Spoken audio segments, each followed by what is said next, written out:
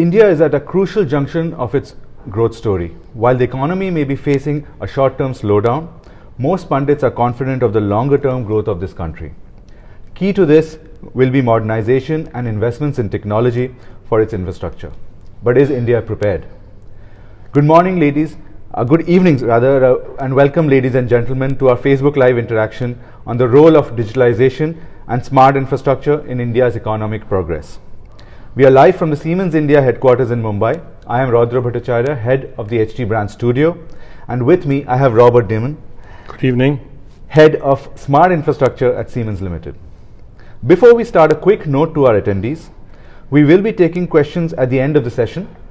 Please type your questions in the comment section, and time permitting, I will ask Robert to respond to some of these. Robert, at a time when India's economy has hit a speed bump, how important is the infrastructure sector for picking up the growth momentum? I think if you look at India very carefully, it is still growing at more than 4%, depending on where you put the statistic, which is in global comparison still a very good number. If you look at some of the things India has to offer, which includes a very young population, a strong trend towards urbanization, so you see many people moving into cities. There are already more than 60 cities with more than 1 million population, and we anticipate that this will become more than 70 cities by 2030. So you can see a huge number of people moving into cities. And this is basically like adding one Mumbai every year for the next 10 to 15 years. Yeah? So from this perspective, obviously, if you imagine adding a Mumbai every year, Mumbai as a city has airports, metros, roads, etc. It just shows how important infrastructure is to contribute to this. And obviously, when people build the infrastructure, it is also going to become a predominant source of income for many people. The government has committed to providing 24/7 power for all. I mean, that's a very high and a tough target for India, right? How will this aid in India's socio-economic development? So, let me give you an example. A few months back, I was traveling in a lift in a 5-star hotel in a tier 1 city in India, not mention which city, which hotel, and I got stuck in the lift. There was a power cut. I got stuck there for up to 7 minutes, and I was surprised because this hotel was located quite close to an airport, and you would have thought actually where something is so close to critical infrastructure with all the fail-safes all these 5-star hotels would have, that something like this wouldn't happen. Now let me share with you as a comparison, as a contrast to this, let's say a city like Hong Kong, where they got 99.999% availability, which basically results in a maximum of 5 minutes no electricity outage per year. Right. So here you have one instance with me in the lift being stuck for 5 minutes, in the other case actually the whole year not having more. And I think this also sort of highlights what direction and the importance of power is for the country. So I think that's one important aspect.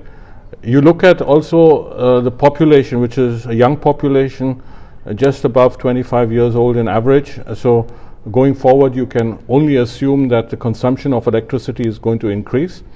And if you look at the consumption per capita of electricity in India compared to, let's say, more developed nations, you will see that India compares 12 to 13 times less electricity than a developed country. Per capita. Per capita. Right. So if you look at it from this perspective, the challenge of actually providing 24/7 power for all is a huge demand with regards to the infrastructure going forward, which means it must supply reliable power, high quality power to enable these things going forward. So power alone can lift millions out of poverty. I mean, it'll give an opportunity to so many more people. Absolutely, because it creates the basis for education, for hospitals, right. Even more advanced topics, like if you look at the factories of the future, data centers, They require lots of power to be run. They require high quality power, very reliable power, and with the increasing volume of data actually happening in India, this shows you actually why 24/7 power is so important. We still depend on coal for a bulk of our power generation, right? Yeah. I mean, how do you see this going forward in the long term? Actually, this is a better question for my colleague who looks after generation Right. and transmission, but from a smart infrastructure perspective, you do also see at the same time a lot of PV being integrated into the grid, photovoltaic, and lots of distributed energy systems actually being set up there in various places where access to electricity is a challenge. And this shows already that you have an increasing percentage of renewables coming in and of alternative sources of electricity being added to the grid. And already today you have a fairly high percentage, if you add, let's say, large hydro to it, of nearly 40% of the energy in India being created with alternative sources. So it's already a large share. So it is already a large share. And I think going forward this will increase because renewable sources are very often cheaper.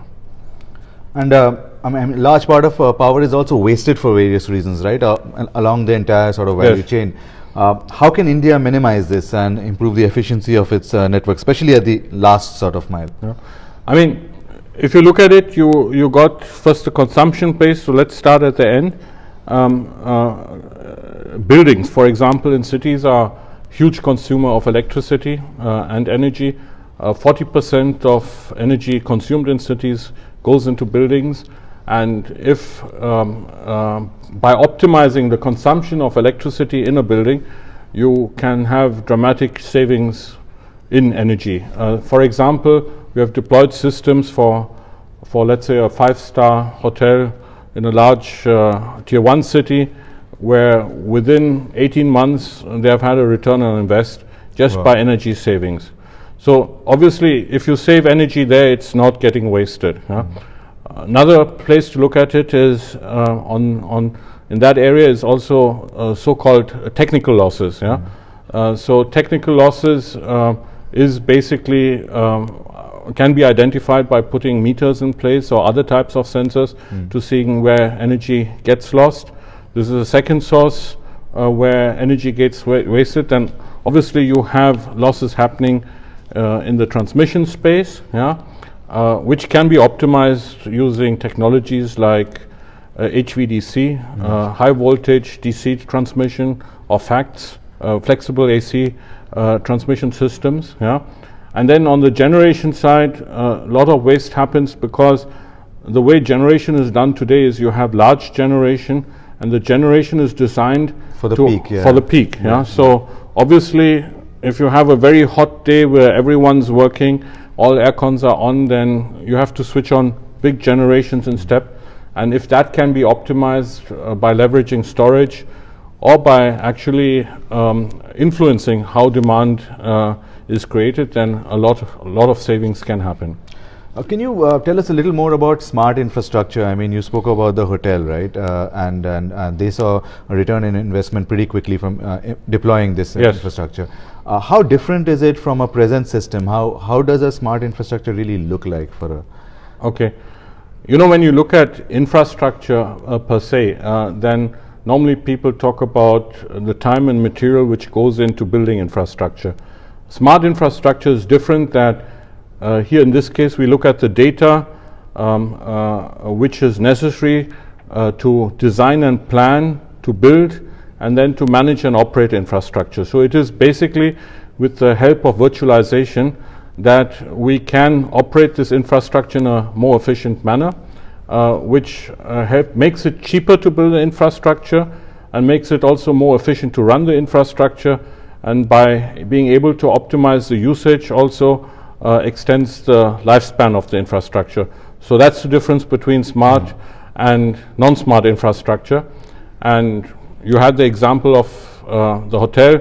It's only one example. There are many other technologies which can go into building smart infrastructure, such as storage systems, which can be used to since we were just now Right, talking right, about right. waste, Right. can be used to store excess energy, or smart metering, which can be used to identify wastage in the system, are just only some examples where you can see that by the deployment of smart technology, you can improve the efficiency of the infrastructure as well as reduce the costs. Are there some examples from maybe outside India where these systems have been employed at scale and you have had strong results in terms of power savings and more efficient use of power? Because this is where you can sort of on a real-time basis be able to sort of balance your load, etc. Right?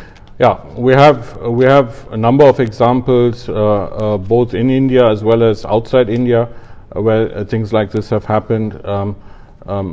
Let's say looking outside India, where we've been quite successful in the US is with demand response programs, Right. which is basically using managing the peak demand by load shedding or having contractual agreements with the users to consume less energy for air cons or something like that at certain points in time. The other area where you can see this working actually quite nicely is with smart metering deployments happening quite often.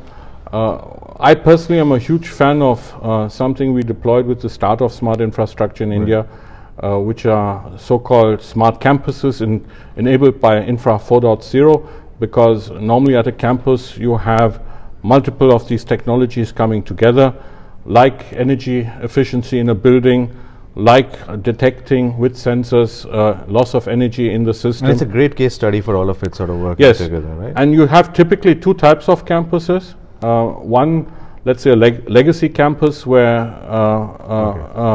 you're looking at optimizing the usage of the campus. We have deployed similar system for our own factory in Kalwa, which is a 50-year-old campus, where we have taken all these different sources of information to optimize the cost. And on the other side, you have new campuses coming up. So that's greenfield, you build it up from the ground up. Building from scratch, where people are looking for frugal, cost-efficient solutions, and where you don't have any legacy, and where you can put different types of renewable sources of energy in, optimize this together with the grid so that you can optimize also energy consumption from the grid using storage so that any excess generated electricity is stored in there. And this has worked quite well. If you look at campuses, these could be also airports and ports. We have a very nice example in Germany where you see typically ships coming into ports. They generate electricity based on using their engines which are running or using diesel. We have built a solution which allows us to supply electricity from the mainland to the ship. Okay, so while they're docked, they don't have to run their engine. They don't have to run the engine. This reduces CO2 to a very large extent, making it more environmentally friendly and making the whole system more cost efficient. Fantastic. And so these are some great global examples. So there is an increasing focus on distribution networks, right? Especially in the context of the changing urban landscape. Integration of renewable energy, potential growth in new technology areas like electric mobility. I mean, that's something that's really growing right now, funded of course by government incentives. So given that India is pushing in these areas, how do you see the prospects of traditional distribution networks and smart infrastructure solutions in the years ahead? I mean, you work with a lot of both private and public players. How is the industry looking like?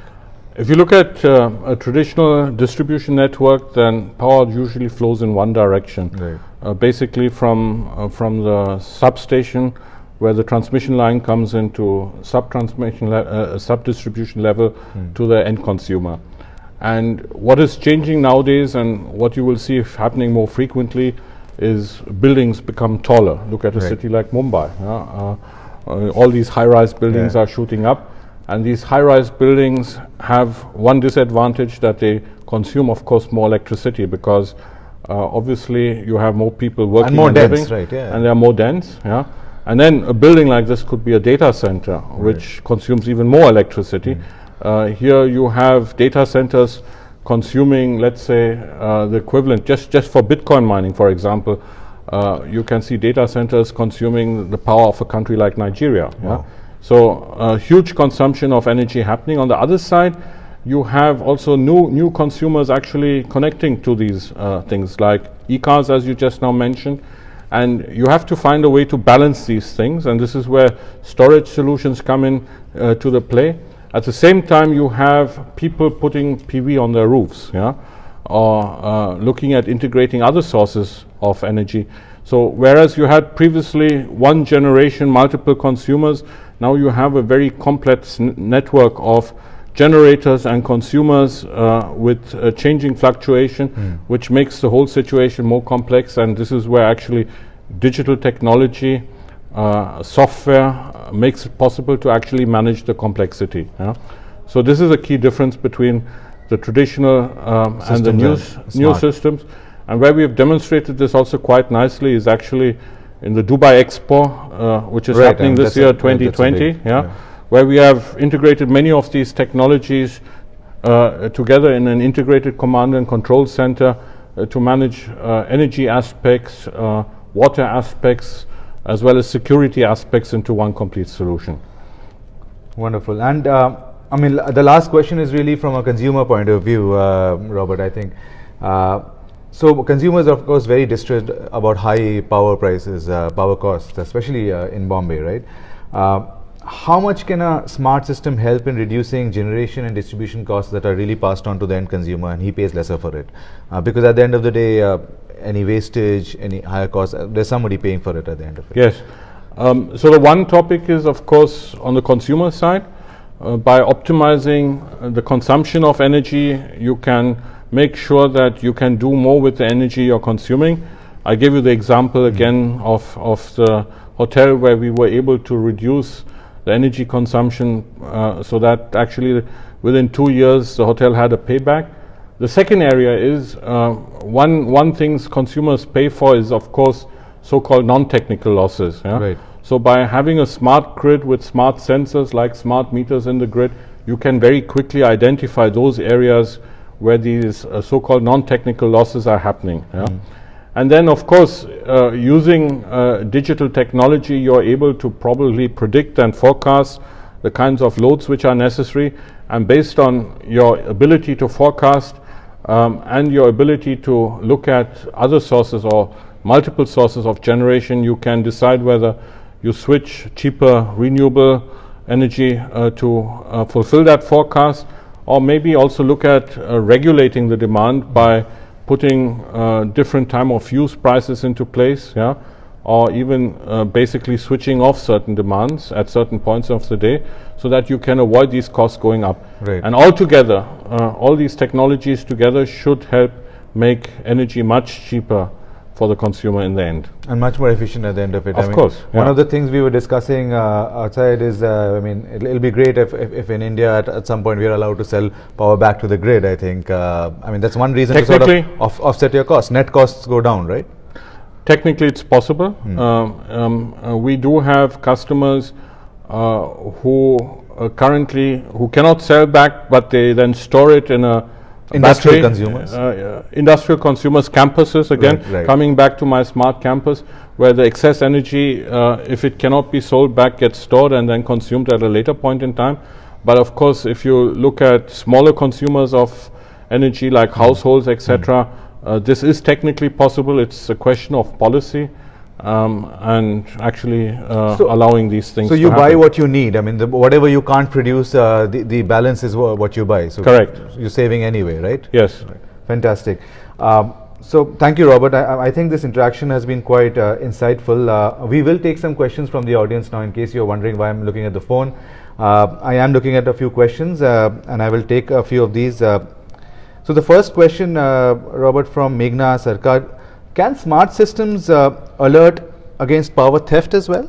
This yes. is interesting, right? I mean, yeah, absolutely. So if you have smart meters in place and you have those sensors actually in the grid, you can identify first of all where energy is being consumed legally or not legally. Right. This is what we classify as so-called non-technical losses. So this is power theft. Right. And I think this is also one of the reasons why the Indian government is proposing to roll out smart meters in large scale whether pre or postpaid in large style in India. So like in a command and control center, there'll be some place where there'll be a beep saying that this is an alert, this is an activity is outside the norm, most likely there's a problem, Yes. so please go and physically check. Yes. Right, that's how it will really appear? Yes, yes. Yeah? Absolutely. Yeah.